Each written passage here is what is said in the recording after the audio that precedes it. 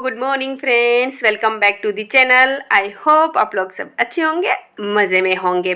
तो फ्रेंड्स, सुबह के 10:30 बजे का टाइम हुआ है, घर का सारा काम हो गया है और आज 11 से तो लंच भी बहुत ज़्यादा नहीं बनाना है। तो मेरे पास 1 घंटा जितना टाइम है, तो सोच रही हूँ कि किचन का आज ये वाला कॉर्नर क्लीन करूँ। पहले तो सोचा था कि बहुत लेट हो गया है तो आज रहने देती हूँ, नहीं करती हूँ, लेकिन फिर ऐसे करते करते बहुत लेट हो जाएगा क्योंकि ये कॉर्नर किए हुए 2-3 दिन हो गए हैं और मुझे 1 वीक में पूरा किचन क्लीन करना है। तो चलिए आज इस कॉर्नर को क्लीन कर ही देते हैं। और हाँ, मेरे एक व्यूअर ने पूछा था कि ये कर्टन मैंने कैसे लगाए हैं, तो चलिए मैं आपको इसका वीडियो ही दिखा देती हूँ कि मैंने ये कर्टन कैसे लगाए हैं।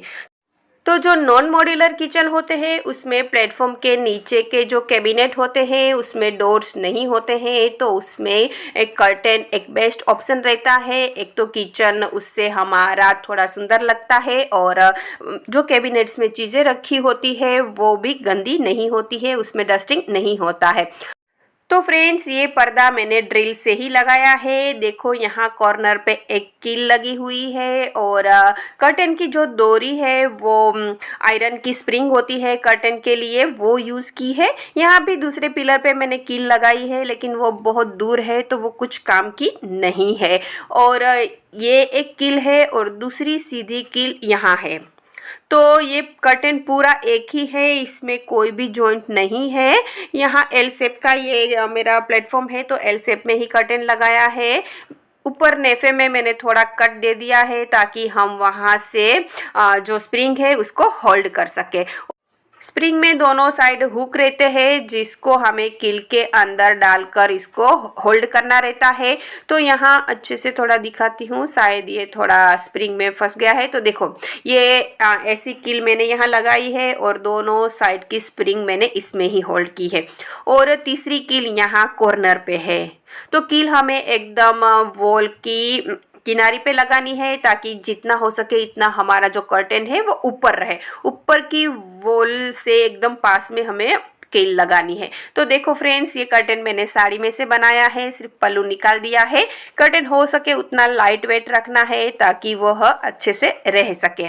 तो फ्रेंड्स, अब हम करते हैं हमारी क्लीनिंग स्टार्ट। तो सबसे पहले सारे बर्तन में हटा दूंगी और फिर ये रेक मुझे पोंछना है। वॉश तो नहीं करूंगी, सिर्फ पोंछ दूंगी क्योंकि दिवाली पे मैंने उसको अच्छे से वॉश किया ही था। तो स्टील का है तो पोंछने से क्लीन हो जाएगा। तो फ्रेंड, ये जो स्टील वाला रैक है बर्तन का वो भी नॉन मॉड्यूलर किचन में ही देखने को मिलेगा। तो ऐसा रैक किस किस के पास है कमेंट करके ज़रूर बताना। तो यहाँ रैक को मैंने खाली कर दिया है और जो बॉटल्स थी वो मैंने यहीं रखी है क्योंकि उसको मैं साबुन वाले पानी से और फिर गीले कपड़े से और फिर ड्राई कपड़े से ऐसे क्लीन करूँगी। तो यहाँ मैंने पानी में लिक्विड सोप डालकर साबुन वाला पानी बना लिया है और अब हम स्पंज की हेल्प से सब बॉटल्स को क्लीन करेंगे। तो फ्रेंड्स, ये सारी बॉटल मैंने दिवाली पे खाली कर करके वॉश की थी, तो अभी अंदर से तो क्लीन ही है और जैसे जैसे खाली होती जाती है मैं इसको वॉश करती ही जाती हूँ। तो ये सब ग्लास की जो बॉटल्स है वो जेम की है। मेरे पास तीनों साइज़ में जेम्स की बॉटल है, सबसे छोटी वाली, मीडियम और सबसे बड़ी वाली, क्योंकि बेटी को भी जेम बहुत पसंद था, छोटी थी तब, और बेटा भी थेपला है और ब्रेड है उसके साथ जेम खाता है। तो मेरे घर में बहुत जेम आता है तो जेम्स की बॉटल भी बहुत है। अब हम रेक के जो मैट है उसको वॉश करेंगे, तो उसको भी साबुन से ही अच्छे से वॉश कर दूँगी। ये तो छोटी छोटी है तो अभी हो जाएंगी। तो फ्रेंड्स, मॉड्यूलर किचन से नॉन मॉड्यूलर किचन जल्दी गंदा होता है, इसीलिए इसको ज़्यादा क्लीनिंग की ज़रूरत पड़ती है। तो मैं 3 महीने में एक बार ऐसी किचन की सेलो क्लीनिंग करती ही हूँ। डीप क्लीनिंग साल में मैं एक बार दिवाली पे ही करती हूँ जिसमें किचन की सारी चीज़ें मैं अच्छे से वॉश करती हूँ। तो फ्रेंड, यहाँ सारी मैट को मैंने अच्छे से वॉश कर दिया है। अब हम किचन की जो विंडो है उसको और रैक को क्लीन करेंगे। तो यहाँ किचन की विंडो में जो भी सामान है उसको सब पहले निकाल दूंगी। ये जो ग्लासेस है वो रेगुलर यूज़ में नहीं आते हैं, तो जब मैंने जाले साफ़ किए थे तब इसके ऊपर धूल मिट्टी गिरी थी, तो इसको भी अच्छे से एक बार वॉश कर दूंगी ताकि वो भी क्लीन हो जाए। और पीतल के बर्तन तो पीताम्बरी से ही करती हूँ, लेकिन वो महीने में एक आध बार करती हूँ, रोज़ नहीं करती हूँ क्योंकि रोज़ यूज़ में ही नहीं आते हैं। तो फ्रेंड मैट को पहले हम सुखा देते हैं बाहर ताकि वो भी ड्राई हो जाए, और जब तक हमारा रेक क्लीन हो जाए तब तक मैट भी सूख जाए।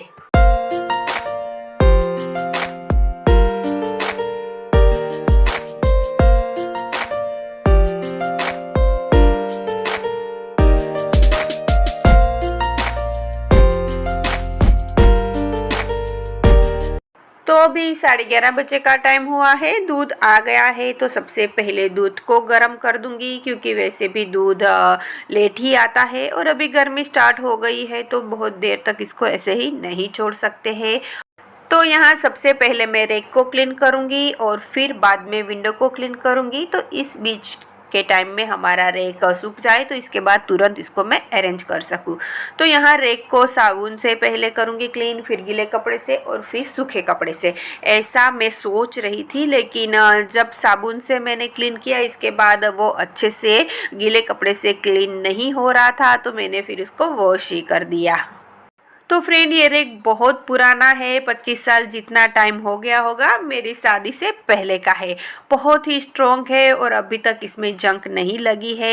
एक बार इसे क्लीन कर दो तो एकदम नए जैसा हो जाता है। तो यहाँ मैंने रेक को अच्छे से वॉश कर दिया है। अभी सूखे कपड़े से एक बार उसको पोंछ दूंगी और फिर इसको धूप में रख दूंगी।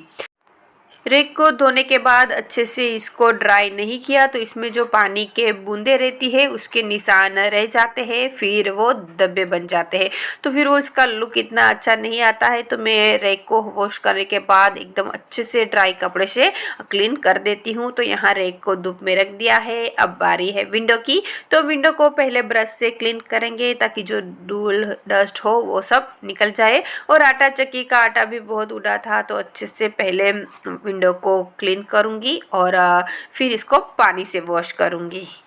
तो फ्रेंड ये जो होम मेकिंग है वो मेरी हॉबी भी है और एक मेरा टाइम पास भी है, क्योंकि अभी बच्चे बड़े हो गए हैं तो हम हाउसवाइफ के लिए एक्स्ट्रा कुछ ज़्यादा काम बचता नहीं है, और घर भी इतना गंदा बच्चे नहीं करते हैं तो रूटीन का काम भी ज़्यादा नहीं होता है। तो बस ये छोटे छोटे काम करके ही मैं अपना टाइम पास करती हूँ। तो बस यहाँ अभी विंडो को क्लीन करने के बाद टाइल्स को अच्छे से साबुन से स्कॉच ब्राइट से घिस घिस के क्लीन कर दूँगी। तो फ्रेंड जब मैं बिज़ी रहती थी, जब मेरा पार्लर था, तब ये सारा काम मैं मेड से ही करवाती थी, लेकिन अब मैं फ्री हूँ तो मैं ये सारा काम खुद करती हूँ क्योंकि मुझे अच्छा लगता है, मैं इसको भी एंजॉय करती हूँ। तो बस यहाँ अभी अच्छे से सब टाइल्स और विंडो क्लीन हो गई है। अब ये जो मनी प्लांट है उसको रख देते हैं, और यहाँ रेक के नीचे मैं इंडक्शन रखती हूँ। तो यहाँ मैंने एक टाइल्स का टुकड़ा रखा है क्योंकि कभी बाई चांस प्लेटफॉर्म वॉश किया तो इंडक्शन के नीचे पानी ना जाए। तो अभी यहाँ अच्छे से प्लेटफॉर्म क्लीन कर दिया है। अब हम रेक को लगा देते हैं और सारा जो सामान हमने उतारा है वो वापस हम अरेंज कर देते हैं।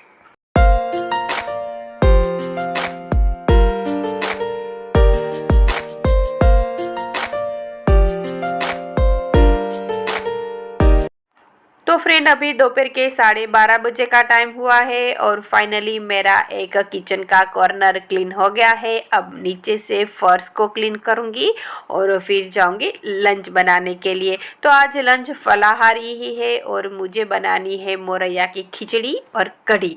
तो सबसे पहले फटाफट से आटा और मोरैया निकाल लेते हैं।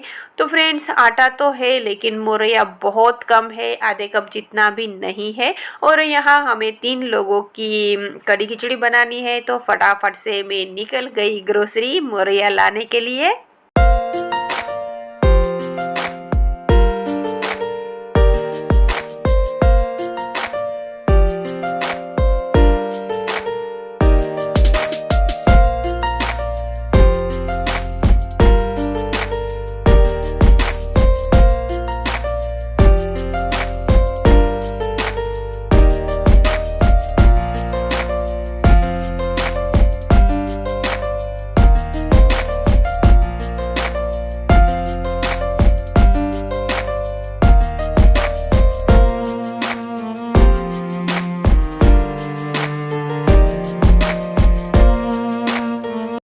इस टाइम पे ग्रोसरी में बहुत कम भीड़ रहती है, तो मेरा काम फटाफट से हो गया। तो फ्रेंड, एक दो दिन में शिवरात्रि भी है, तो केले लाई हूँ क्योंकि फिर उस दिन नहीं मिलते हैं, और वैसे भी यहाँ मोस्टली कच्चे ही थोड़े रहते हैं केले, तो एक दो दिन उसे रखना ही पड़ता है।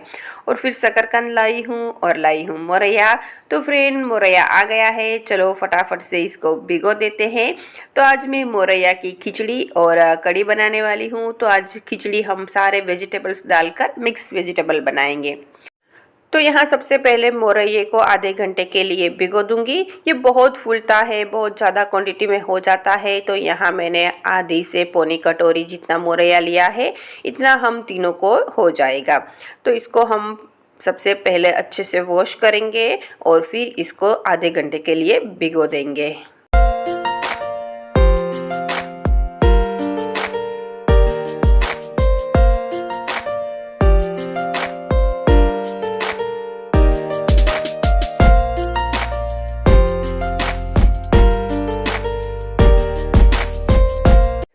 अब हम बनाएंगे कढ़ी। तो इसके लिए मैंने यहाँ जो दूध वाला पतीला था वही लिया है। सबसे पहले हम इसमें दही या छाछ डालेंगे। थोड़ी खट्टी हो तो टेस्ट अच्छा आता है।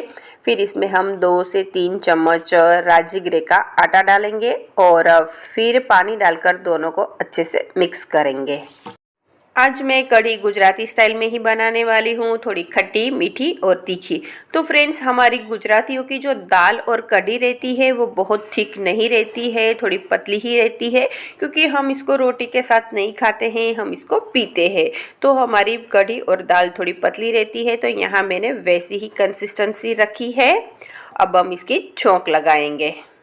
तो पहले कढ़ी बनाऊंगी और फिर कढ़ी जब तक उबलेगी तब तक बाद में फटाफट से मैं मोरैया खिचड़ी को छोंक दूंगी, तो दोनों साथ में हो जाएंगे। तो यहाँ कढ़ी की जो छोंक है वो घी से लगती है। ऑलमोस्ट सब फराली चीज़ों की छोंक घी से ही लगती है। फिर इसमें हम जीरा डालेंगे। जीरा क्रैकल हो जाए इसके बाद हींग डालेंगे, कड़ी पत्ता डालेंगे और फिर इसके बाद इसमें हम जो कढ़ी बनाई है वो डाल देंगे। बहुत ही इजी है फ्रेंड, बहुत ही फटाफट से बन जाती है। बस दही थोड़ा खट्टा लेना है। तो बस अभी इसमें हम मसाला करेंगे। तो सबसे पहले इसमें हम अदरक और हरी मिर्च की पेस्ट डालेंगे। इसमें लाल मिर्च नहीं पड़ती है, तो कढ़ी की जो भी तिखास है वो हरी मिर्च से ही लानी है।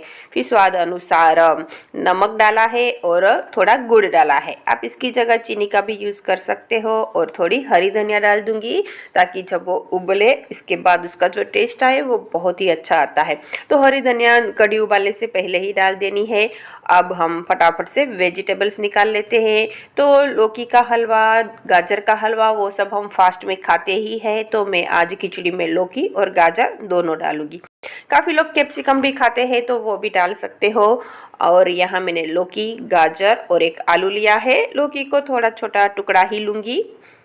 मोरैये को पकने में ज़्यादा वक्त नहीं लगता है, तो मैं ये तीनों को पील ऑफ करके कद्दूकस ही कर दूंगी ताकि वो इजीली मोरैये के साथ पक जाए और खिचड़ी के साथ मिक्स हो जाए। तो फ्रेंड, सफाई के टाइम खाना पहले ही बना लेना चाहिए, क्योंकि सफाई के बाद इतना काम करने के बाद लंच बनाना थोड़ा मुश्किल हो जाता है। आज मेरा फास्ट था और ये गरम गरम चीज़ें ही अच्छी लगती है, इसीलिए मैंने खाना नहीं बनाया था। और उस बार भी मैं अकेली थी, लेकिन फिर भी मुझे खाना बनाने में थोड़ा आलस ही आ रहा था। और सफाई के बाद इतना काम करने के बाद भूख भी बहुत लगती है, तो खाना रेडी होगा तो हमारा काम इजी हो जाएगा। तो फ्रेंड्स, यहाँ तीनों को मैंने कद्दूकस कर दिया है। अब बीच बीच में कढ़ी को भी हिलाते रहना है। और अब हम लगाएंगे खिचड़ी की छोंक। तो कुकर में ही खिचड़ी बनाऊंगी। वैसे पतीले में भी बना सकते हो, लेकिन कुकर में फटाफट से 2 सीटी में बन जाएगी। और आज थोड़ा लेट हो गया है, टाइम भी नहीं है, अभी 1:15 होने को है। तो अभी फटाफट से हम इसकी छोंक लगा देंगे ताकि 1:30 तक हमारा लंच रेडी हो जाए। तो यहाँ मैंने 1 चम्मच घी लिया है। खिचड़ी में आप ऑयल और घी दोनों मिक्स भी कर सकते हो, लेकिन थोड़ा घी जरूर डालना। अब इसमें हम जीरा डालेंगे। जीरा क्रैकल होने के बाद इसमें हम हींग डालेंगे, थोड़े कड़ी पत्ता डालेंगे, सिंगदाना डालेंगे और सबको अच्छे से मिक्स करेंगे और फिर सारी सब्जियां इसमें डाल देंगे।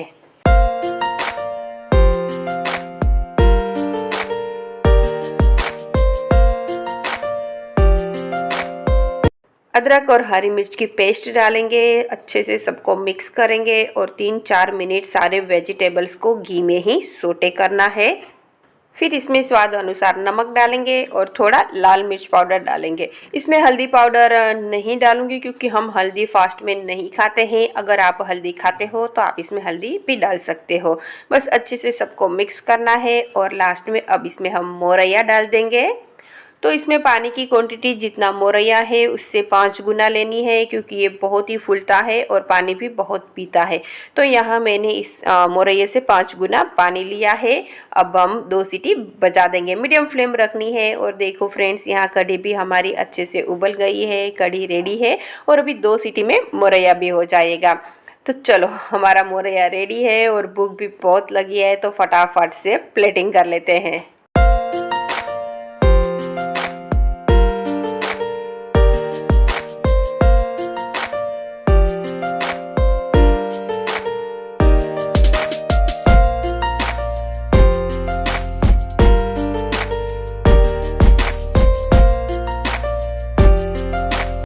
तो चलिए फ्रेंड्स, लंच रेडी है लंच करने के लिए। तो फ्रेंड्स, आज का व्लॉग यहीं एंड करते हैं। आई होप आज का व्लॉग आपको पसंद आया होगा।